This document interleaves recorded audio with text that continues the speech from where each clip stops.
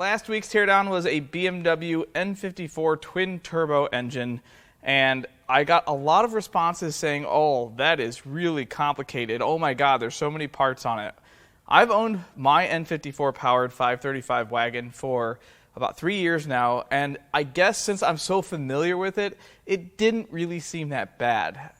I think that goes with anything. A lot of people are used to owning and working on the cars they own, and it doesn't seem that bad. When I think something is complicated, someone comes along and says, I do those every day, they're not bad.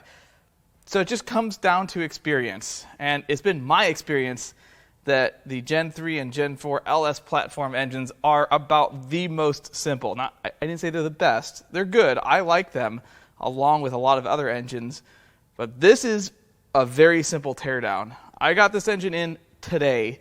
Someone said that it's got a tight spot and the engine doesn't turn all the way over. And there can only be a few things that could cause that. And we're going to find it. We will find it. Today's victim is a 6-liter LY6. It's an iron block aluminum head. It's an 823 casting rectangle port heads, which refers to the intake port shape. It's a Gen 4 engine. It's found in 2007 and later GM full-size, like 3/4 and 1-ton trucks and vans. It's about 350 horsepower, and I actually have one of these in a 12 Silverado 2500 HD. It's one of our shop trucks. It's been a very reliable vehicle for us, but that doesn't mean it's that way for everybody. People absolutely decimate these engines. I've seen every possible failure mode. We've torn down some with just destroyed rods. We've seen it all on the channel, so hopefully I come out okay on this engine. I haven't been able to get a lot of LS engines in lately, and I'm not really quite sure why. I feel like I'm going to ask around to some sources I don't normally go to, and then all of a sudden I'm going to have 50 engines in here, and I'll be pulling my hair out trying to get them apart. But regardless, let's hope this one has a lot of good parts for me. I hope. Well, you guys know the way this works. First thing we're going to do is pull the spark plugs.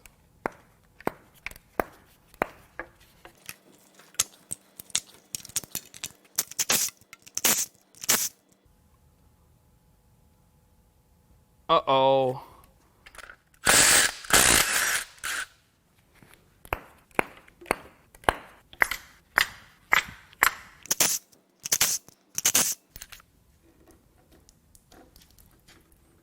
That's not supposed to happen.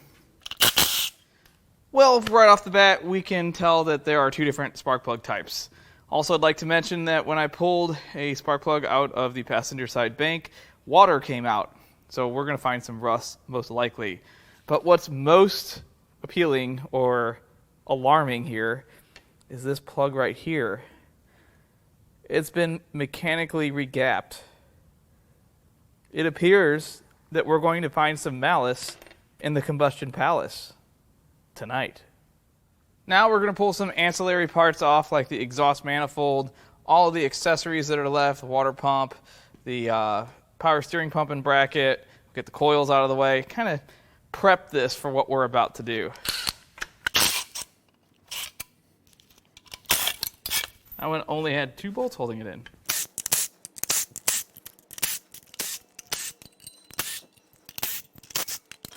Well, it didn't pee on me, so that's good.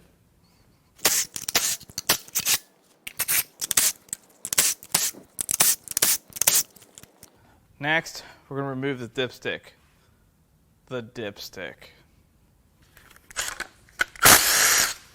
It's going to come right out, I can tell. I can tell it's not going to fight me. It's going to be fine.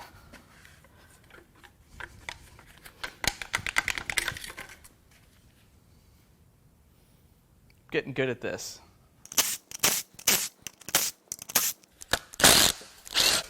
Well, I think it's amazing I didn't break any manifold bolts. Next, we'll pull the intake manifold.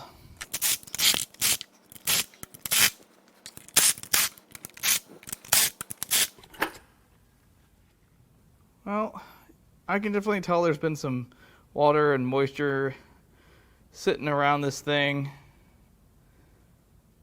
There's definitely some dirt and debris in there. And some standing water. I guess it's sitting water. Water can't stand. Now let's peel the driver's side valve cover off. Ooh, that kind of bounced out of there pretty well. Uh-oh. Well, that's loose. These are all loose. What has gone on here? Someone's been in here. That one's under a lot of force. I wonder if the other side's like that. Let's find out. I don't think that side's been apart. Let's give it a couple taps here.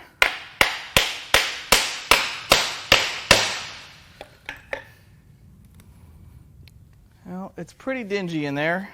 This side's all hunkered down, so I have a better feeling about this side. Now that side, let's go back to that. From this angle, you can already tell that something is just not right. This valve right here is mighty tall. But why?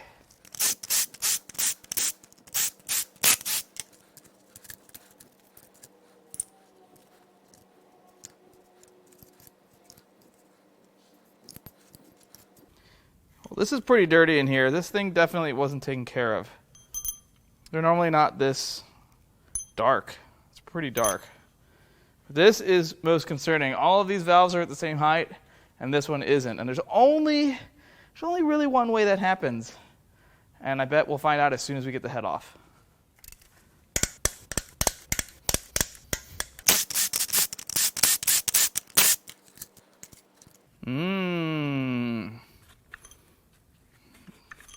Already seeing some issues. I know I've mentioned this in the past, but I would like to cover it again. One of the things I like to check on LS's to tell me how well it's been maintained is what the push rods look like, namely the end of them, the ball and socket essentially. So the end of this push rod is glossy and shiny, kind of a mirror finish, and the same kind of finish can be said about the rocker. And this spins nice and smooth. There's no grainy or textured feel. However, this push rod has a machined kind of satin finish, and the same kind of finish can be seen on the rocker. And when you turn this, it feels rough and gritty. And that tells me that this push rod wasn't spinning correctly, which means that it wasn't lubricated. Now we'll get all of the 10mm head bolts out.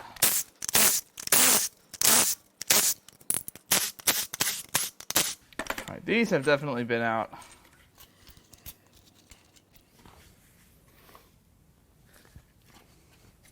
Well, that wasn't tight.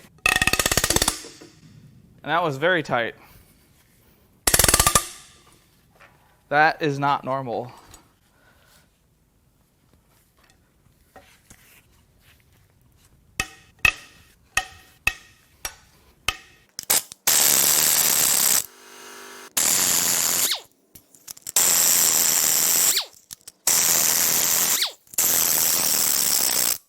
These bolts are exceptionally tight. I usually don't see this with iron block engines.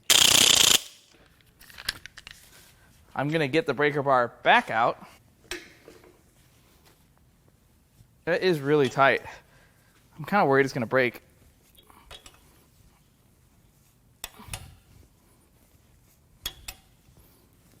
Now we can hit it with the impact.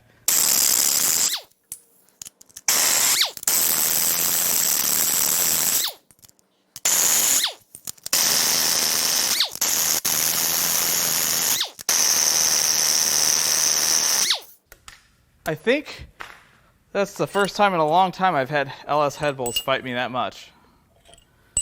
A long time. Okay, what lies behind head number 1? Lots of deck cool. Okay, that's fine. Oh, actually, it's rusty water. There's a difference, I swear.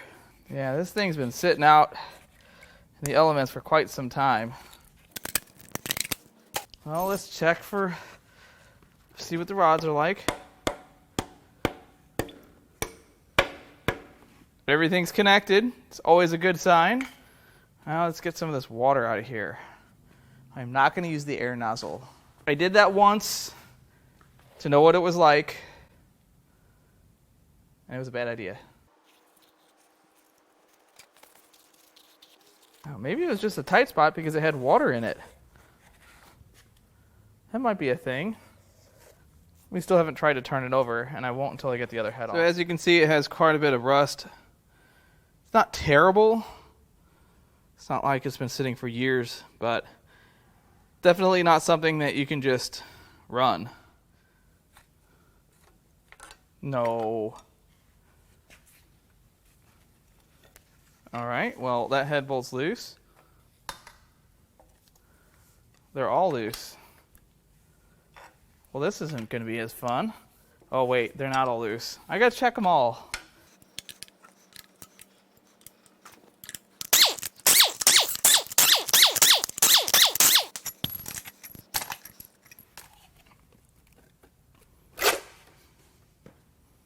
Oh. Oh, the block.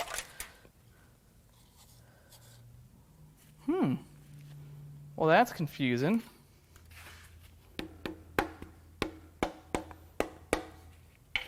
Everything's connected. That's good, but there's a few surprises here. These bores look a lot nicer, albeit not perfect. Here's what the bores look like. That one looks pretty good, but if you look at that piston, there's some debris and dents at the very bottom and some at the top.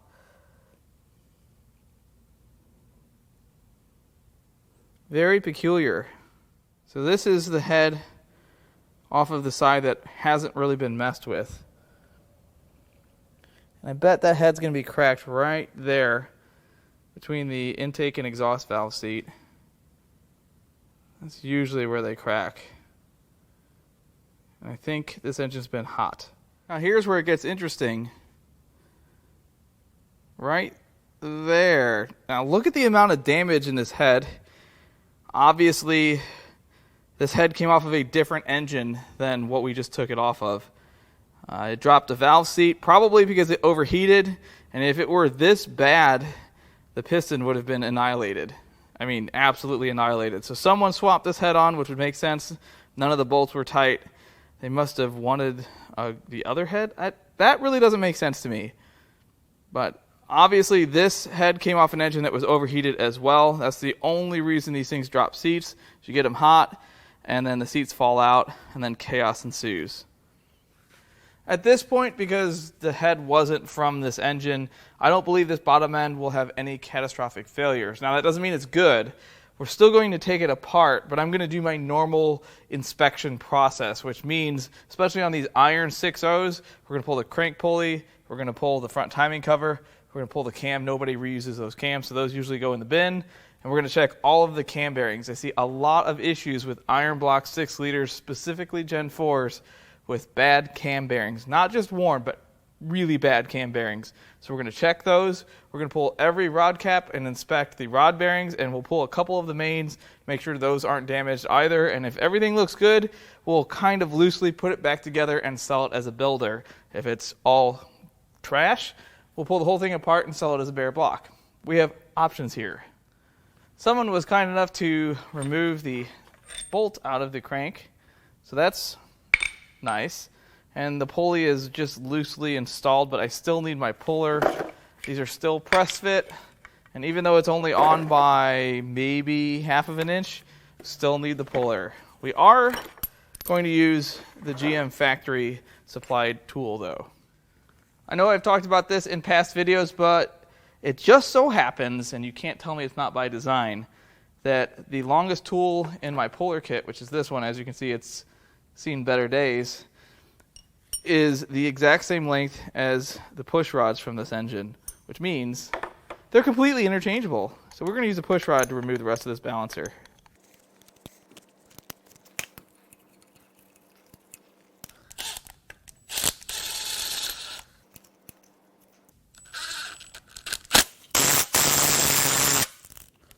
What is happening here?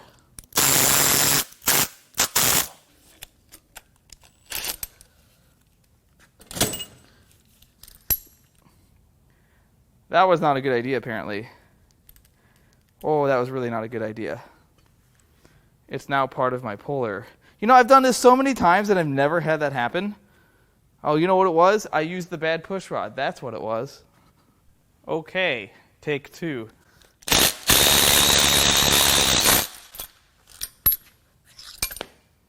Now let's peel this cover off.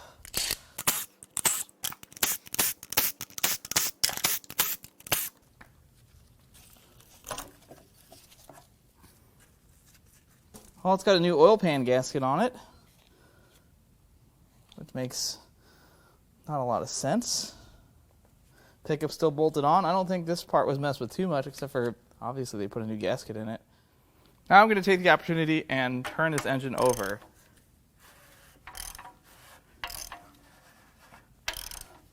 It definitely has a tight spot, but it spins all the way over.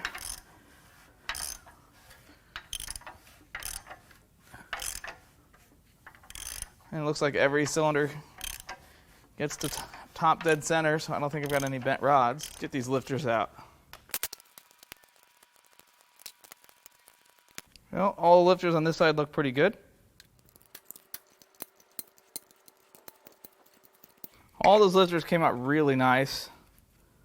They're all in near perfect condition. Just perfect.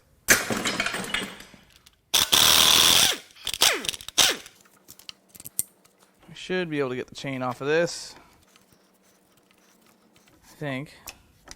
I've done this like 1,000 times. I don't know why. I don't seem to be able to do it this time. Gotta take advantage of that little cutout in the trigger wheel. Gives me a little extra slack. Question is that enough? There we go. Now we're getting somewhere. Perfect. Next, we'll remove the cam retaining plate. There's some T40s here.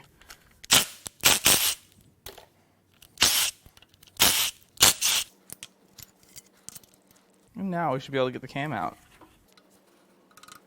We'll just give it a little bump from the back. That sounds wrong.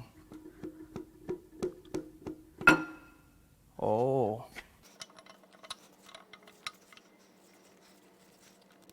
It really doesn't want to come out.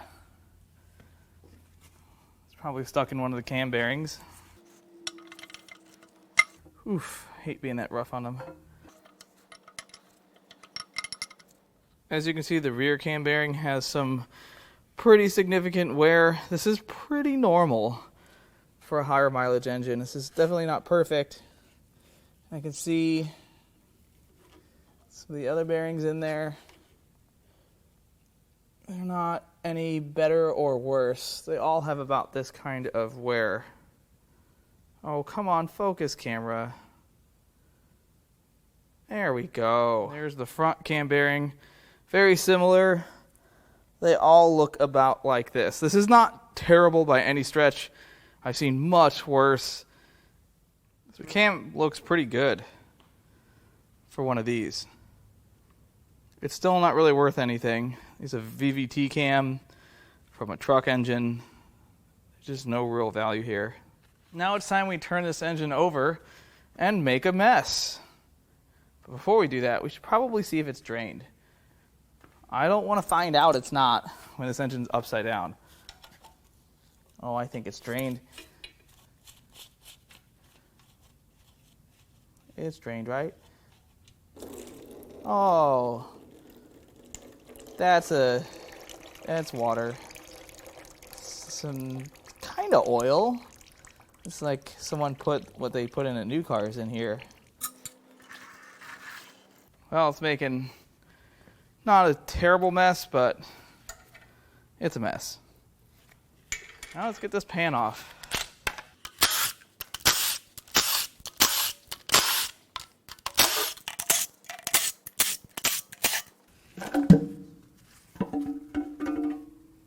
Well, this thing clearly set in the elements, but the screen doesn't really have any debris in it.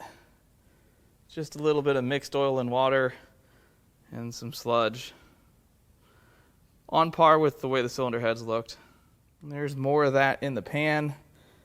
I don't really see any metal in here. There are some signs of debris, but I don't really know if that's just from sitting out. But it doesn't appear to be metal. I'm sure we'll find out if we pull some rod caps, which we'll do just here in a minute.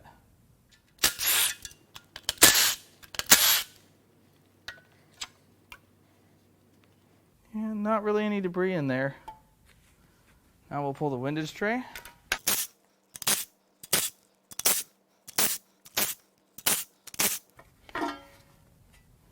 Ah, yes, this has a rather dark sheen. Giving it the old wiggle test. While we're here, let's get the oil pump off.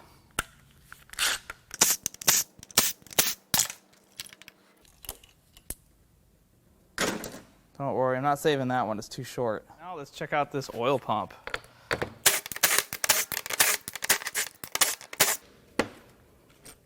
This will really tell us if there was an oiling issue.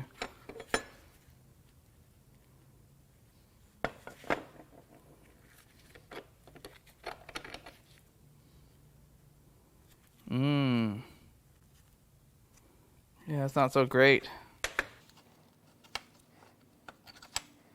Now, unlike teardowns past, well, the housing is kind of damaged. It definitely has some fresh oil in it.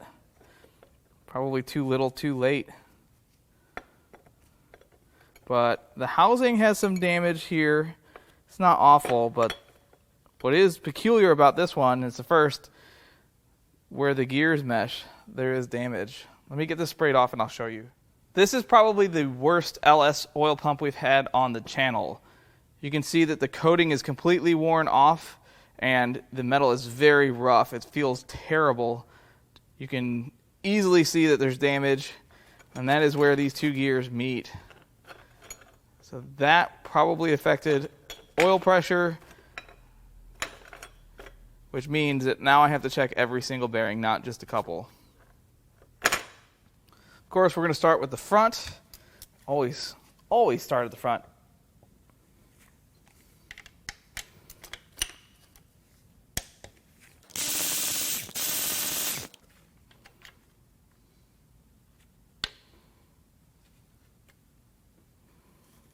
All right, that bearing doesn't look bad. Crank journal looks pretty decent. Let's push this rod down just a hair. There is some wear, but it's not awful. It's not bad at all. We're just going to loosely reassemble this. Now, the intent here is that someone will go through this engine and not reuse it as is. I'm not torquing anything to spec, and all wear items should be replaced, and the block will probably need some machine work prior to use.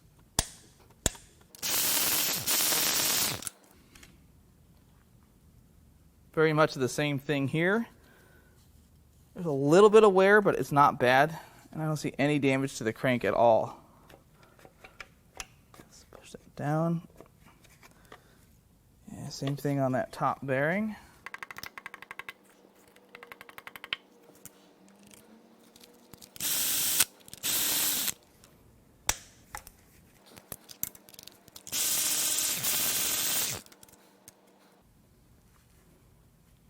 This bearing looks pretty nice. The journal looks pretty good. Don't see any major damage. We'll push this down.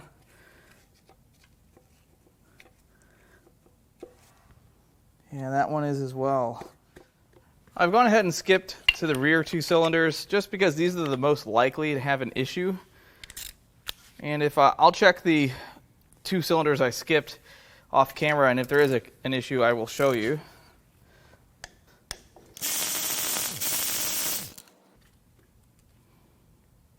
Yeah, that's beautiful. This all looks really good.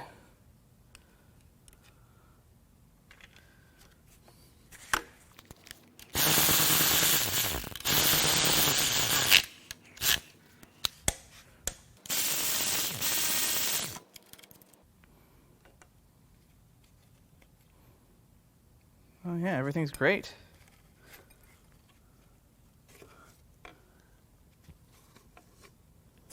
Bearing has a little bit of wear. It's not even worth showing you on camera. It really isn't.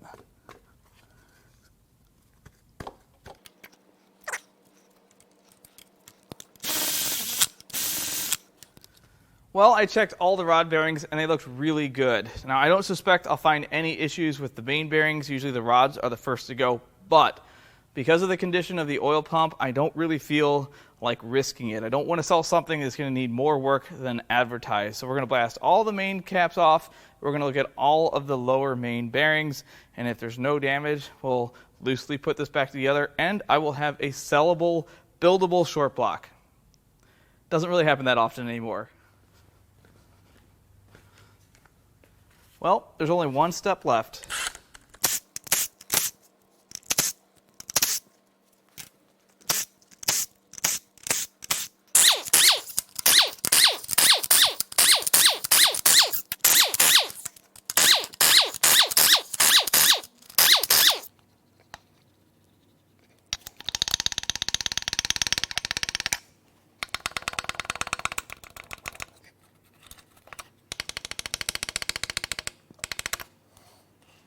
Well, the main journals look really nice.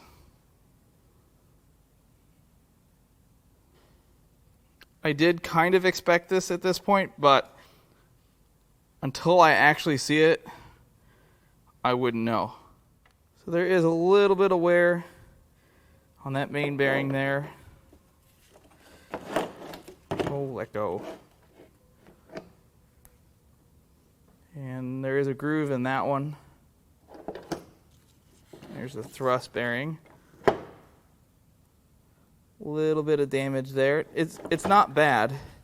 It's just not perfect. That one looks pretty decent. That has some grooves. It's not bad. I've seen them much worse. But I would never know until I looked at it. So I'm going to get this button backed up. So I'm going to button this back up. And I'm done.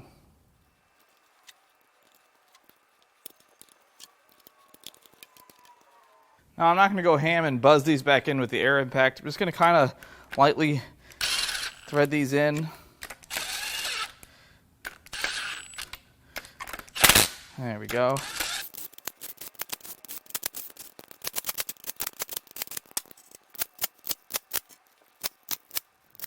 That was kind of an odd one. About 1 in every 20 or 25 LS cores that come back here have been tampered with like this, where someone swapped some good part for a bad part, so for whatever reason.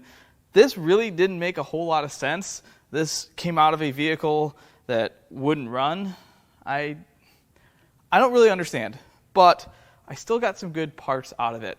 The short block is a completely buildable short block. Yes, it's going to need some work. They all do. But it's still something that I can sell with no catastrophic damage. It's actually better than a lot of the 6 liters that come in. And there is one thing that I value more than anything else, and that is time. And I assume that everyone else's time is as valuable as mine, which is why I go through such great lengths to ensure I can accurately describe the parts that I sell. This might have seemed like a total waste to go this far, taking all the mains off and looking at every rod bearing when we didn't really see any metal in the pan. But you don't know. I can't look someone in the eye and say, yes, everything's good. I couldn't do it. Even though this thing is going to be gone through, I still couldn't do it. I've got a wall full of LS's. If any of you guys need LS stuff, I've got 5.3 short blocks, 6.0 short blocks. I even have a bunch of 6.2s right now. For now, those things run fast. Anyway, I appreciate all of the comments, all the feedback, and even the criticism. I love it all, and I'll catch you on the next one.